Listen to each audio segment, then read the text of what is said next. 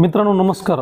सध्या जोरदार पाऊस सर्वत्र पडत आहे आणि आपण आपल्या शेताचा जो पीक आहे त्याचा पीक विमा काढलेला आहे आणि पीक विमा नुकसानीची पूर्वसूचना कशी द्यायची यावर हा एक थोडक्यात व्हिडिओ बनवलेला आहे।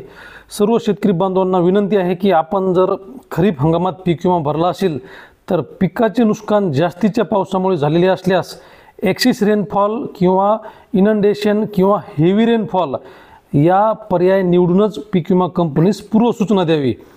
शेतकरी बंधूंनो, पूर्वसूचना दिल्याशिवाय स्थानिक नैसर्गिक आपत्ती या घटकांतर्गत विमा मिळत नाही, त्यामुळे पूर्वसूचना आपल्याला द्यावी लागते। तर सर्वात महत्त्वाचं, पूर्वसूचना देण्यासाठी आपल्याला ही पूर्वसूचना आपल्याला ऑनलाईन द्यायची आहे।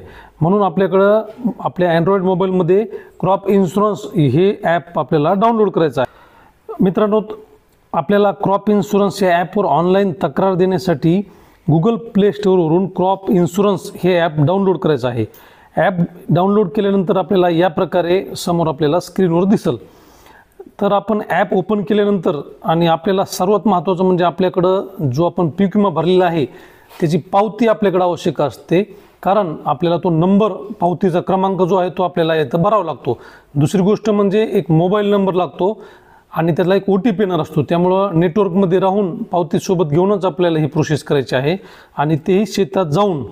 तर ॲप ओपन केल्यानंतर आपल्याला प्रधानमंत्री फसल विमा योजना या प्रकारचं आपल्याला स्क्रीन दिसेल। त्यानंतर क्रॉप लॉस या ऑप्शनवर आपल्याला क्लिक करायचं आहे। त्यानंतर आपल्याला क्रॉप लॉस इंटिमेशन या ऑप्शनवर क्लिक केल्यानंतर आपल्याला OTP मागितलं जाईल। म्हणजे आपला जो मोबाईल नंबर आहे तो टाकल्यानंतर आपल्याला OTP येईल आणि OTP टाकल्यानंतर मग आपल्याला इथं सीझन म्हणजे कोणतं, खरीप, रब्बी, तर आपला खरीप आहे। त्यानंतर वर्ष 2024, स्कीम प्रधानमंत्री फसल विमा योजना आणि त्यानंतर स्टेट म्हणजे आपलं महाराष्ट्र स्टेट टाकल्यानंतर सिलेक्ट करायचं आहे। त्यानंतर वेअर डिड यू एनरोल म्हणजे आपण विमा कुठून भरला ते आपल्याला म्हणजे CSC केंद्र इथं ऑप्शन घेऊन म्हणजे तुमच्याकडं पॉलिसी क्रमांक आहे का नंबर, तर यस केल्यानंतर आपल्याला इथं पॉलिसीचा जो आपला क्रमांक आहे तो इथं टाकायचा आहे आणि पॉलिसीचा नंबर टाकल्यानंतर आणि डन केल्यानंतर आपल्या डिटेल्स इथं माहिती येऊन जाईल।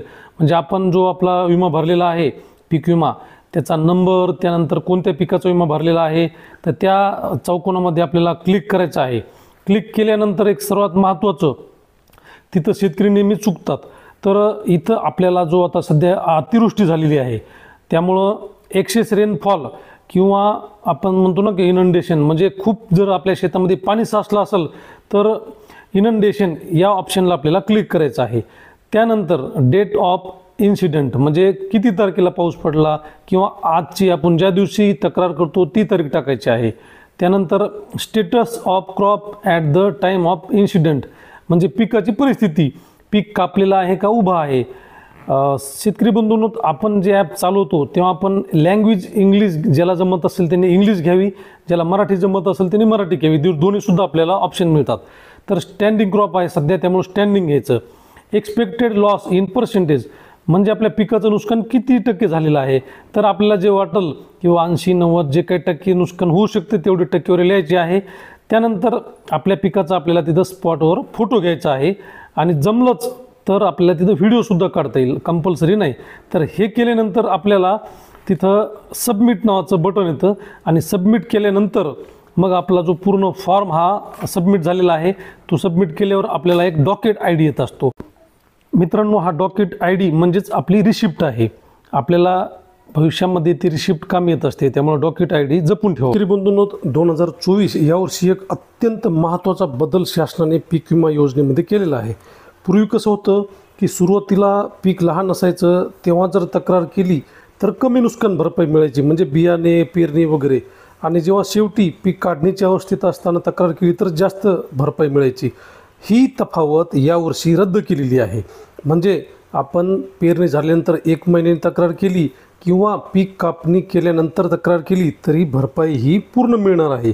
ही बाब अत्यंत महत्त्वाची आहे। धन्यवाद। ही माहिती जर आवडली असेल तर नक्कीच इतर शेतकऱ्यांना सुद्धा पाठवा।